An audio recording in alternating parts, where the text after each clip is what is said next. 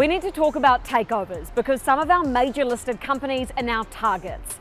Both the Warehouse and Arvida could be offloaded from our exchange. It's not great for you, is it? How do you feel about that? You think it isn't, right? So you wake up on Monday, that's not really the thing that you want to see. However, it's part of an economic cycle, it's part of a market cycle.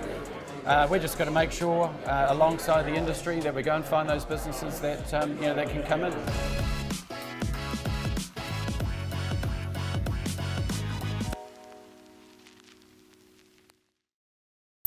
Fleming is serving up hot tech deals. To the warehouse, where everyone gets a bargain.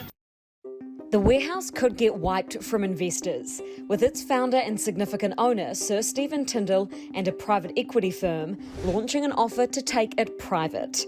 They're willing to pay the outstanding investors a premium between $1.50 and $1.70 a share, valuing the Warehouse between $520 and $590 million.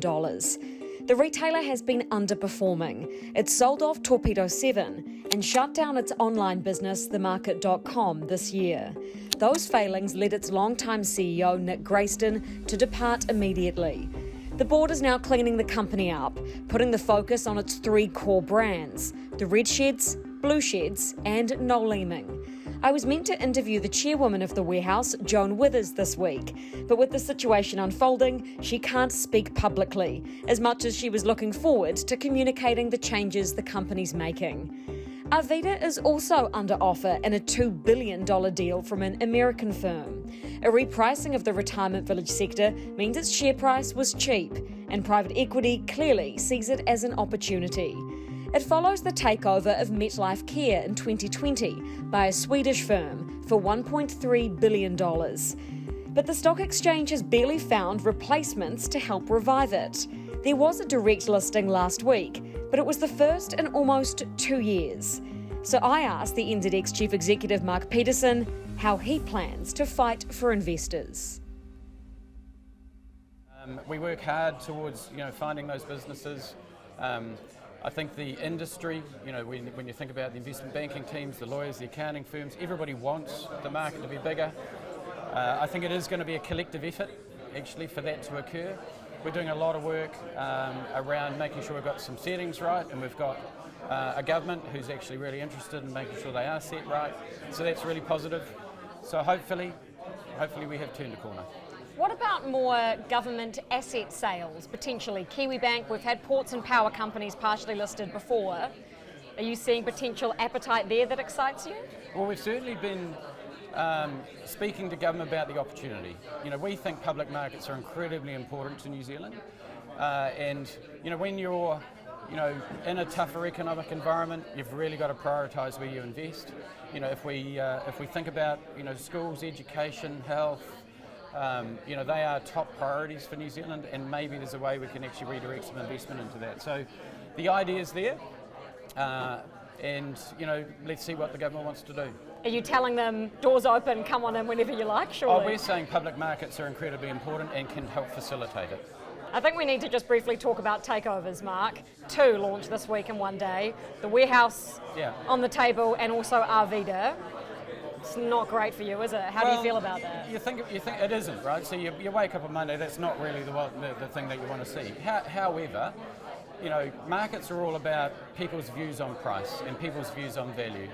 And the market had some of those companies, especially after harder economic times, priced where they were, and that does create some opportunities. So it's part of an economic cycle, it's part of a market cycle. We're just going to make sure, alongside the industry, that we go and find those businesses that that can come in. They've got different stories to them too. So you can't just call it a simple sort of issue. It's a complex issue, but we just got to keep working. How do you work at that? Do you fight to keep them, to ensure that they aren't taken over?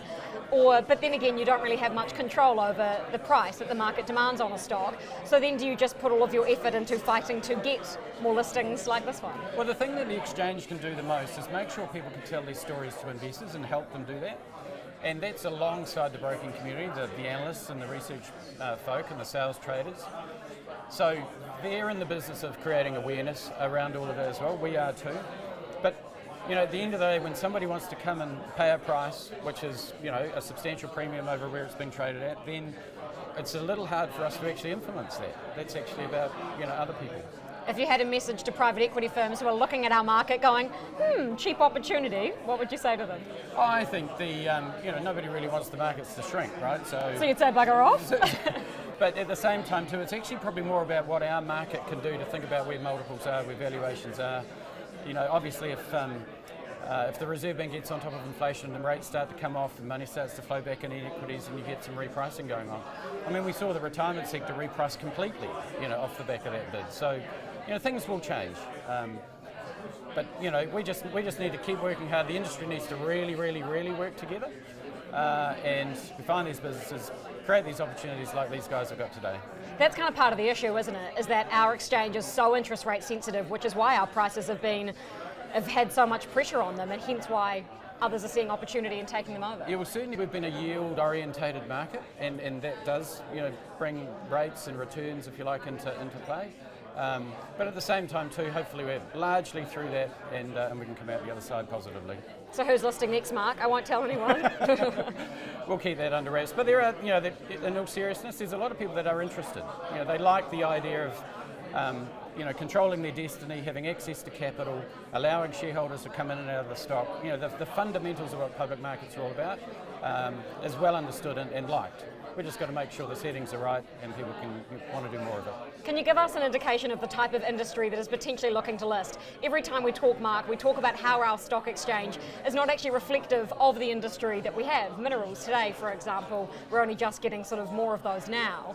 So what sort of industries can we expect or even hope to see more of on our exchange for investors? It's a tough question. A lot of it comes down to where businesses are in their life cycle.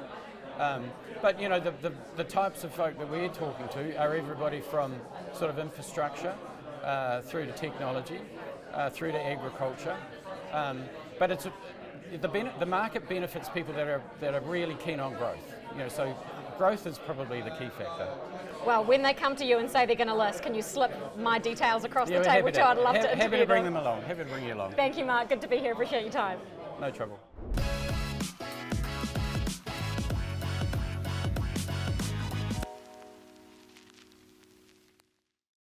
Thanks for watching Markets with Madison. If you enjoyed this interview, please hit the like and subscribe buttons below.